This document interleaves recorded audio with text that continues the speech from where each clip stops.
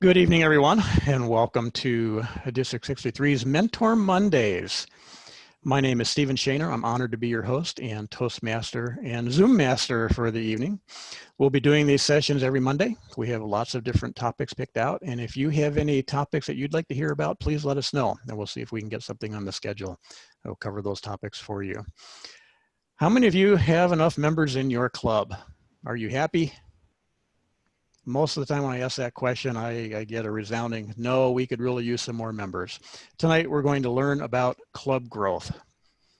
We have with us tonight the B10 Area Director. Please welcome Advanced Communicator Bronze, Marshall Couch. Wow, thank you.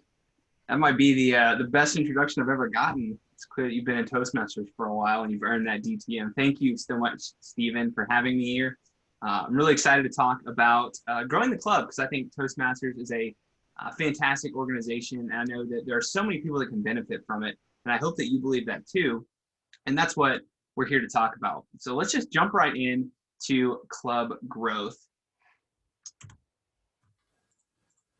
Here we go. Has anyone heard of a sales funnel before? Are there any salespeople on the call? Oh, good. Thank goodness. Because I'm not a salesperson. So if I ever start to say anything and you're like, wait a second, does this check out? Look at Steven. If he is making weird faces, you know that that's what you should probably ignore. But I have worked with enough salespeople and I have seen enough sales things on YouTube to know that this sales funnel exists. And basically the concept of the sales funnel, if you're not familiar with it, is basically trying to get people to become customers and taking them through these stages. So at the top of the funnel are people who just heard about your product, whatever it may be. In this case, we're going to be talking a lot about Toastmasters. So awareness, we want them to be aware that our clubs even exist. And then once they know about our clubs, it's possible for us to get them interested in our club.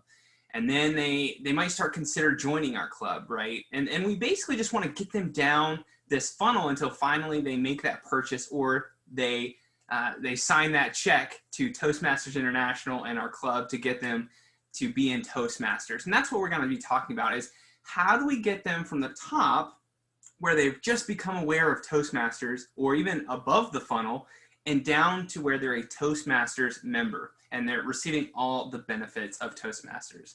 So that's the general idea. We want to get them from awareness down to purchase. All right. Thank you guys. These Mentor Mondays are going to happen every week for a while. So see you next time, right? Now, let's really dig into this. What does this mean from a Toastmasters perspective? How do we take someone from awareness of Toastmasters and get them down to being a member of a Toastmasters club? Great question. Let's talk through that just piece by piece. What does awareness look like for Toastmasters? How do we get people aware of our Toastmasters clubs? Word of mouth is extremely powerful, right? And that's where hopefully the people in your club are enjoying themselves and they're telling their friends about Toastmasters, and then their friends are coming to Toastmasters, and then it kind of multiplies that way. So that is one of the key ways to multiply your Toastmasters club. Be sure that people are enjoying it, and that's going to come up a lot. Be sure that your members are enjoying your Toastmasters club. And then make sure that they know that it's okay to invite friends to Toastmasters. That's how I joined Toastmasters. I actually had a friend tell me, hey, I'm doing this thing for lunch. And I was like, you like to do fun things. I like to do fun things. It must be a fun thing, right? So I came to Toastmasters expecting to have a good time, and I did. And then I ended up staying for the past 4 years, 5 years now. So never underestimate the power of word of mouth and just inviting a friend and having other people in your club inviting friends. Of course, if you want to get a little more into it, then there are definitely some options available. Some free things. I've got a list here on this page that you're looking at. Things like sharing on social media. Create a social media page for your club, whether that's on Facebook, Twitter, or TikTok, or whatever the kids are on these days, right? Whatever your demographic is, whatever you want your demographic to be, go to the places where those people are. And there are definitely some free options out there. Post your meetings to YouTube so that people can see what is a meeting like. They can dip their toes in even a little bit more, right? Going to club, oh, that's just a little too scary. I don't know that I want to be called on for table topics, but watching someone else's club meet on YouTube, I can do that while I do laundry, right? So give them lots of options to be aware of Toastmasters, to be aware of what Toastmasters is like. There are all kinds of options out there, and you can even get more creative. I'm certain of it. Then once they know about Toastmasters, then they're going to start thinking, okay, is this something I want to get involved with? Then they're going to email you about, okay, what does becoming a member look like? How does this work? They're going to ask you questions, right? And we want to make this process as smooth and as friendly as possible. From the first time they visit your club, we want to be sure that they are introduced well, and they're not just, oh, I give a big introduction to the whole club now, right? Maybe they're coming to Toastmasters because they're afraid of that, right? So whenever you're working with someone who's new, right, be sure that you're kind of paying attention to some of those social cues and making sure that they feel comfortable as you're introducing. Don't be so overbearing. I know that some Toastmasters, like me, right, we can get really excited and we're so glad you're here and oh my goodness, we're going to be best friends by tomorrow. But keep in mind that some people are coming to Toastmasters to get over fears of speaking, right? So keep that in mind. But make sure that for that person, you're making things as smooth as possible. Another key thing about this sales funnel is it's leaky, right? Just because someone's aware of Toastmasters doesn't mean they're going to join. But we want them to go away telling their friends, hey, I didn't join Toastmasters, but I went to a meeting one time and it seemed like a pretty cool place to be if you're into that, right? If that's what you're looking for. So that's something else, making sure that while we may not get everyone from the top of the funnel down to the bottom, we want to make sure that they have nothing but good things to say about Toastmasters wherever they may have fallen out. So make sure that those communications are timely and kind and polite. And they're also going to want to make sure that the club time works, that the schedule works, that the goals of the club match their goals. There are different types of Toastmasters clubs, right? If there's a club that's, dedicated to a bunch of business people, and a comedian walks in and goes, hey, I'm here to learn how to be funnier. And all these business people are like, we do sales pitches, right? That's going to look a little different, right? So maybe the club just doesn't quite fit. In that case, I want to remind you that other Toastmasters clubs are not your enemy, at least not during contests. During contests, they are absolutely your enemy and you want to take them down. But during the sales process while you're getting people into Toastmasters, if a club just doesn't fit with a person, point them to other clubs in your area that might match their time a little bit better. That's a great way to grow your club because you can send people to other clubs and they can send other people to your club. So really be friends with your other clubs in your area. All right, so we've got them aware, we've got them interested, they're considering joining, we've talked to them. Now, something that I mentioned earlier, is the club enjoyable? Are they learning something? So this is something that comes back again and again, right? Because if the club is enjoyable, people are going to be inviting their friends. People are going to enjoy the first time they come to your Toastmasters club.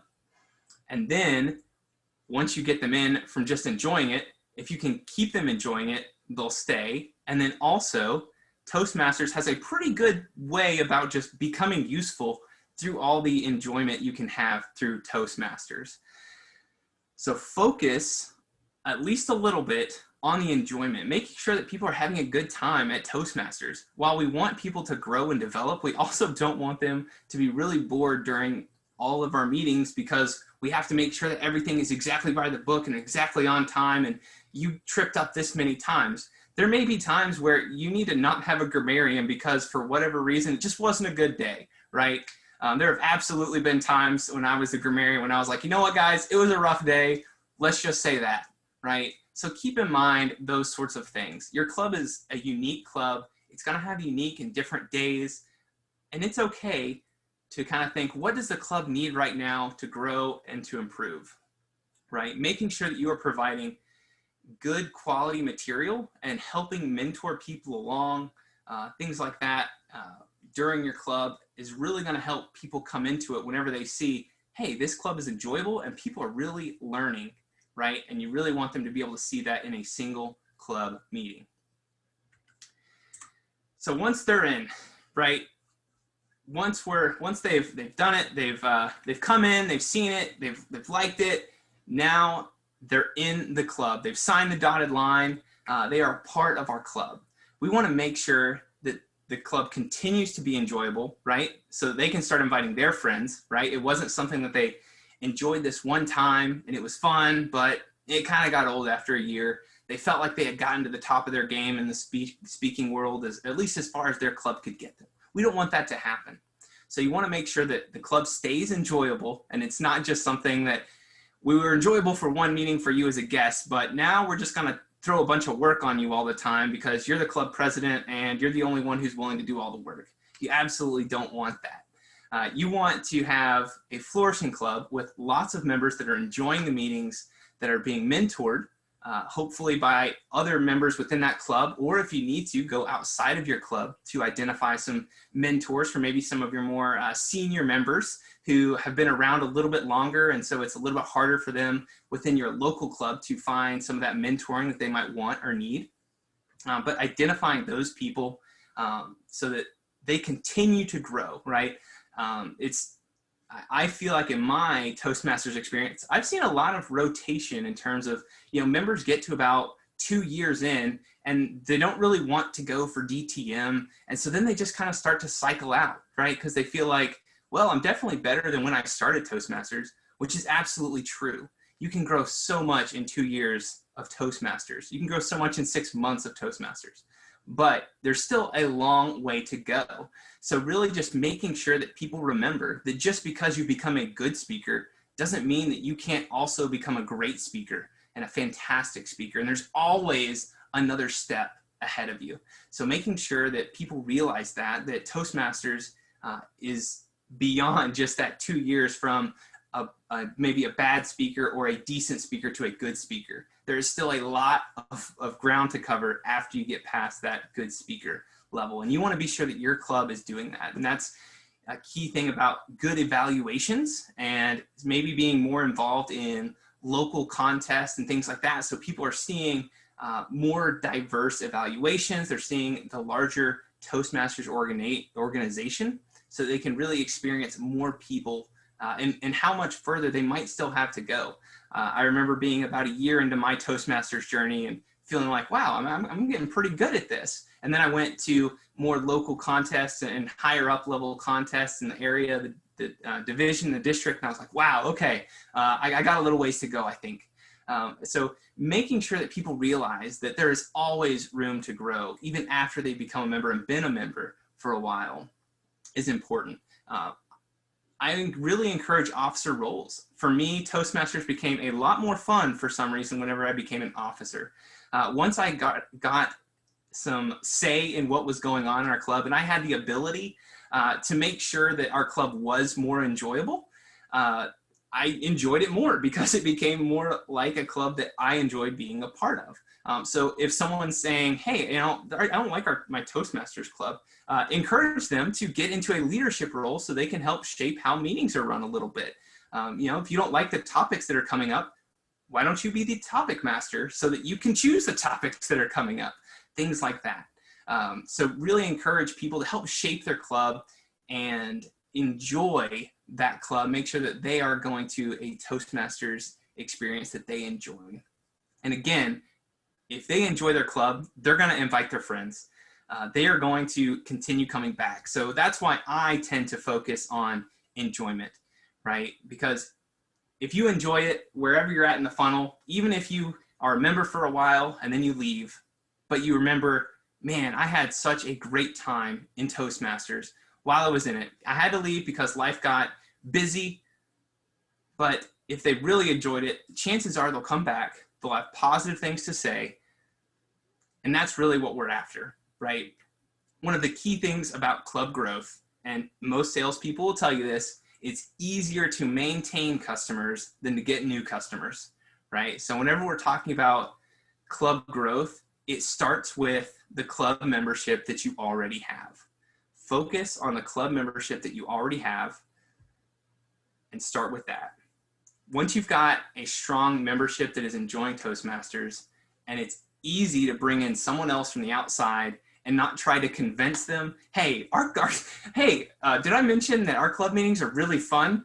This one may not have seemed really fun, but I promise they really are, right? When you don't have to convince someone that it's enjoyable, that it's an enjoyable experience, but they can just see and feel the first time they come that it's an enjoyable experience, I think they'll want to come back. Now, I do want to remind everyone, Toastmasters isn't all things to all people. Toastmasters is fantastic, and I think that it is the greatest place to develop speaking and leadership. But that does not mean that there aren't people who, man, my schedule is just too busy, it's just not going to work out. There are absolutely those people. The key thing, though, is that wherever they fall out of this funnel, be sure that they have positive things to say when they leave your meetings, whenever they leave the conversations with you about Toastmasters. That's really what it's all about. Toastmasters is just one of those options out there. It may be the best option most of the time, but maybe not all the time.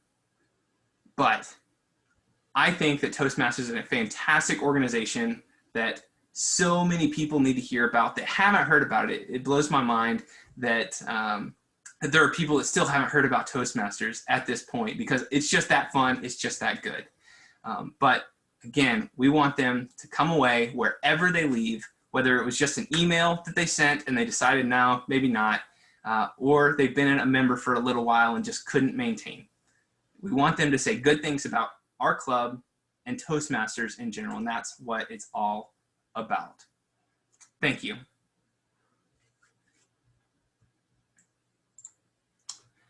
All right, do we have any questions? I'll start off. Yeah. One of the things, I took a couple of pages of notes here.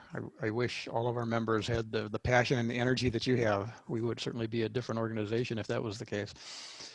But focus on enjoyment. What are some of your tips for making sure that our meetings have this enjoyment, this fun aspect within it? Great question. And let me go back and just go ahead and say every club is unique. That's one thing that I really want to emphasize here, is that what I enjoy may not be what you enjoy. So keep that in mind. To me, what enjoyment is all about is being fairly casual. I love my club is fairly casual, and we do topics, and I love the fact that we do topics every week, and so we get to learn about new things just from our Toastmasters. They're kind of talking us through some topics as they're kind of narrating our meeting. So that's something that I really enjoy, and just making sure that people are having a good time.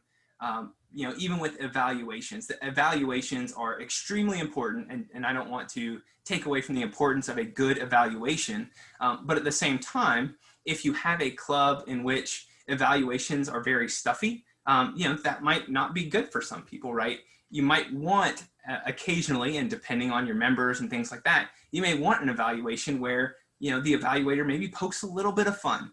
Again, depends on your members, very much depends on your club.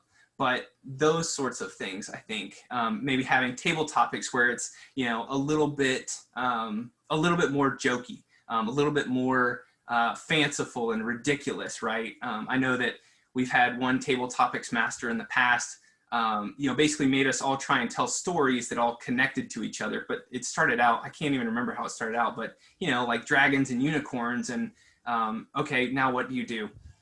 Those sorts of things. Whereas if you're a business club, maybe that doesn't make as much sense. Maybe then it's, hey, sell me this pencil, classic.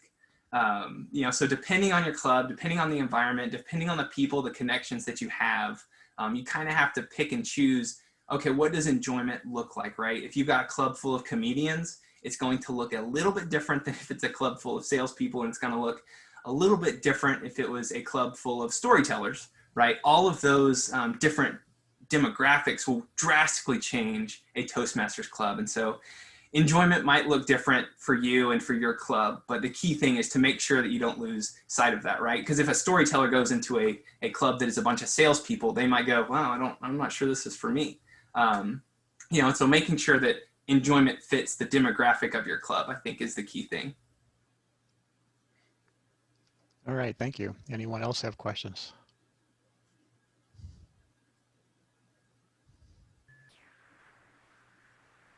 Marshall, I noticed on one of your slides that you mentioned, you didn't talk about it specifically, but your slide listed celebrating achievements. Can you talk a little bit Yes. about what that would look like? Yes. I think that's. Is it back here? Let's see. Correspondence, participant, very good. Oh, yes, here we go. Yes.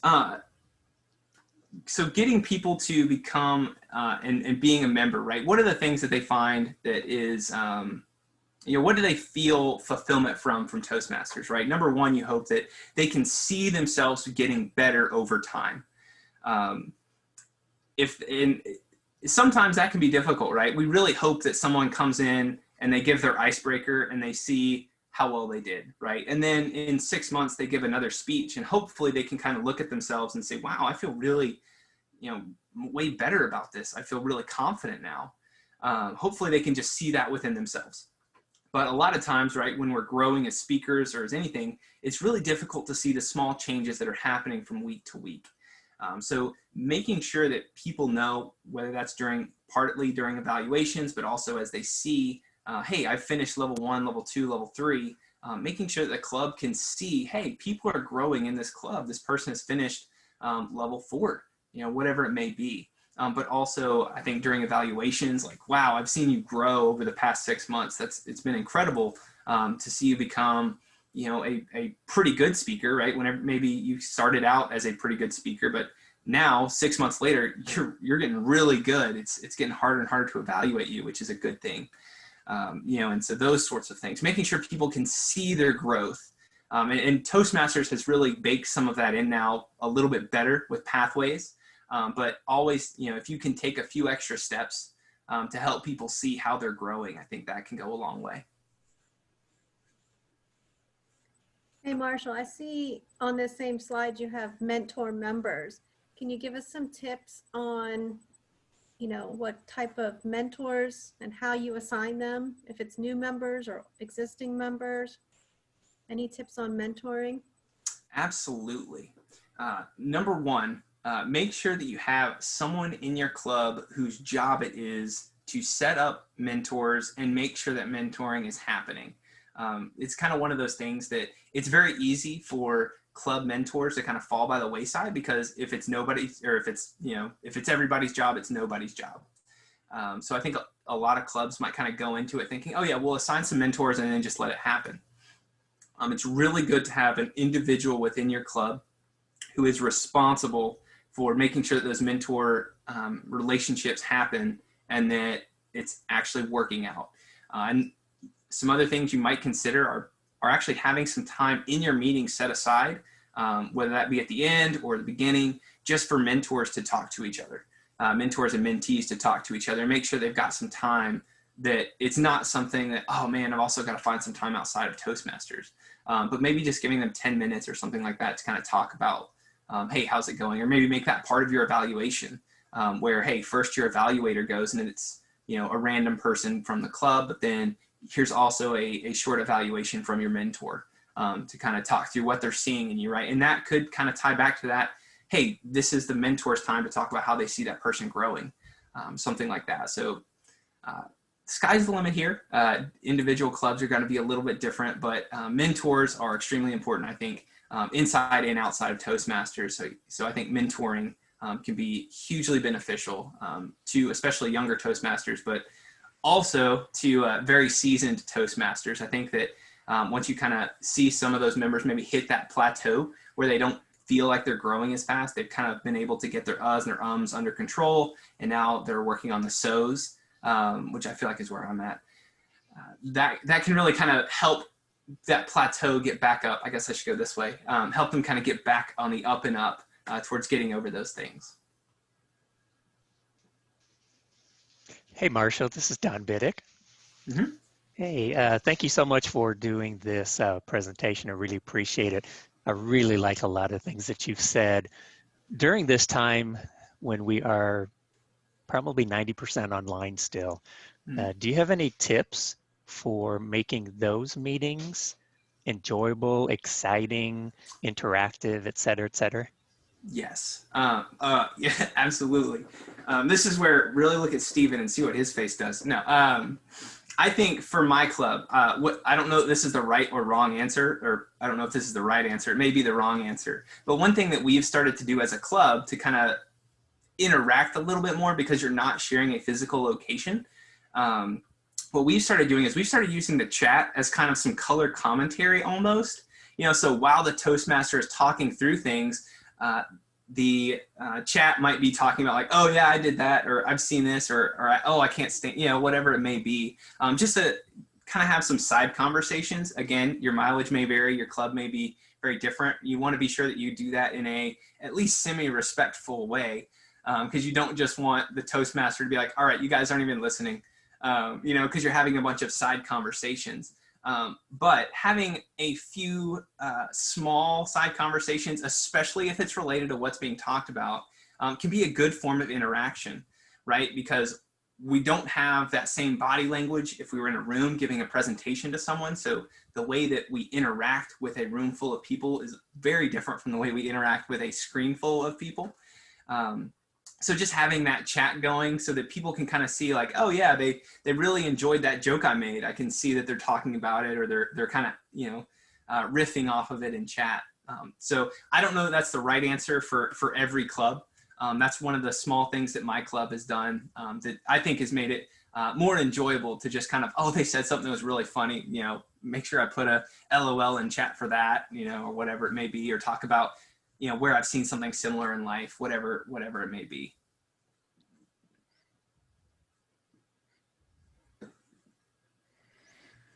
Marshall, you mentioned that things really started to get fun for you when you stepped up into club leadership. And then this year you stepped up into district leadership by becoming an area director. So do you have some tips that we could use to encourage others to step up into leadership, especially outside their club? Man, that's beyond this topic. I don't think I can go there. To me, I think it really is just about the more influence you kind of have at these levels, the more fun things you get to do, right? And I don't think anyone goes in thinking, I want to make sure this isn't fun for other people. I don't think anyone does that. But whenever you get to say, well, that may be fun for you, but I want to do the thing that's fun for me. To me, that's really a big piece of it, is making sure that Toastmaster is enjoyable for the people like me. So it's kind of selfish, but I make it not selfish by saying it's for the other people like me. So if you ever need a tip on how to get out of selfishness, that's how you do it right there. That's free. So I think that would be the biggest thing is, just encouraging people, hey, the more you get involved, you get out what you put in. And I think part of that is enjoyment. The more you put into it, I think sometimes the more you can enjoy it, just because, you get that feeling of fulfillment. So I would just really encourage people that, hey, this is a great growth opportunity, but, growth can be fun.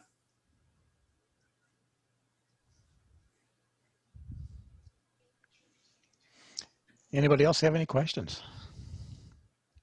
Marshall, I'll just say one more thing. Early in your presentation, you mentioned that guests may come and not have such an enjoyable experience, and then they are offered other clubs to visit, et cetera, et cetera. One of the things that I saw before we were virtual, so to speak, clubs would have joint meetings with other clubs. You mentioned that clubs have their own personalities.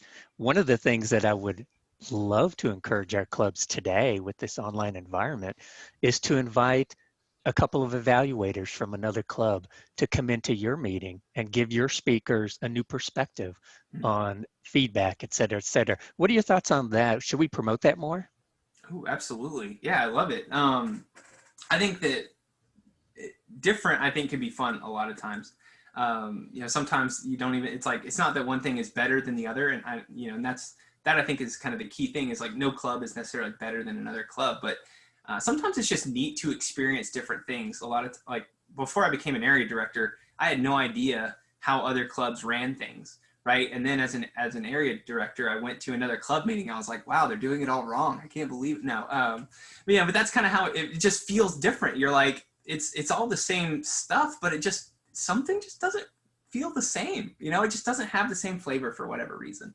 But I think that that's really fun and really cool. And absolutely, I think just getting that different flavor can be fun for that meeting. And then it can also just kind of help you to really just appreciate what you have in your own club, right? Whenever you kind of go back to your own flavor, you're like, oh man, I've been enjoying this for so long. I forgot how fun it can be. Just to kind of, so I think it's a good thing to mix it up for that meeting, because that makes that meeting a little bit more fun, a little bit more different. But then whenever you go back to your regular club meeting, then it makes that feel a little bit different. So absolutely, I think that's a great idea. Marshall, I really like some of your ideas on having a fun club meeting. I know several of our clubs are planning on having a Halloween costume meeting. Ooh. And then I recently went to a club that had a hat meeting where everybody had on a hat. What do you think about continuing that into the virtual environment? Ooh, yeah, absolutely. That sounds fantastic. Yeah, I've never done, well, I guess I've done some costume stuff at Toastmasters, but yeah, that sounds like a great idea, especially just those little things, just putting on a hat. Like, yeah, that's awesome.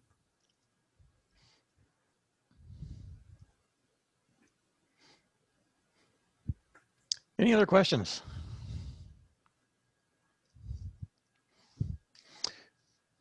I know I certainly got a lot of great ideas. Like I said, I've got 3 pages of notes I've taken here. So Marshall, thank you so much. I appreciate everything that you've given us here tonight. It was a great presentation and lots of very valuable information. I know that this video, once it's up, will be watched by many people. So thank you very much for sharing your expertise and your time and your passion and your energy, 2 things that I appreciate in a speaker very much. Can I Well, thank just you. jump in? I didn't have a question, but I do have a comment. Please. At this time, I'd like to give an evaluation on Marshall's speech. No, I'm just kidding. You did a great job, and I'm so proud you're in Division B. Go Marshall. Thank you. Yeah, thank you, Stephen. I hope you had a chance to listen to some things I said while you were taking all of your notes. I did. And I'm very good at listening and writing at the same time, sometimes. Yeah, I don't know how you got 3 pages out of that, but well done. Well, I did, but thank you. That's more about you than me.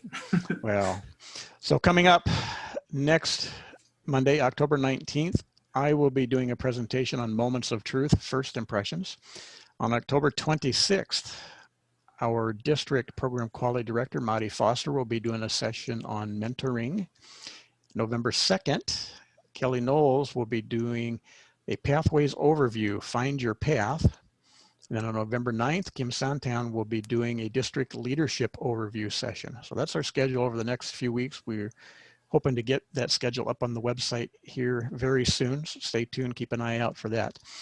Any other comments for the benefit of all of us before we close down this meeting? Stephen, you mentioned a lot of sessions coming up and a lot of dates. I'd like to throw another one out there to you, if I may. You may. District 46 has asked me to do a 45-minute presentation at their deck meeting tomorrow night. And the title is, How Do You Measure Success? If I can get a hold of that recording afterward, maybe I'll talk to Stacy about putting that up as well. Or if you would like to have me repeat that sometime for our district, I'm happy to do that as well. Okay, thanks for letting me know. And we can certainly, if you get a hold of that recording, we can get that one posted, I'm sure. Stacy, would you agree? And if not, then yeah, we'll certainly get you in to do that one again for us. So thank you for offering that up. Appreciate it.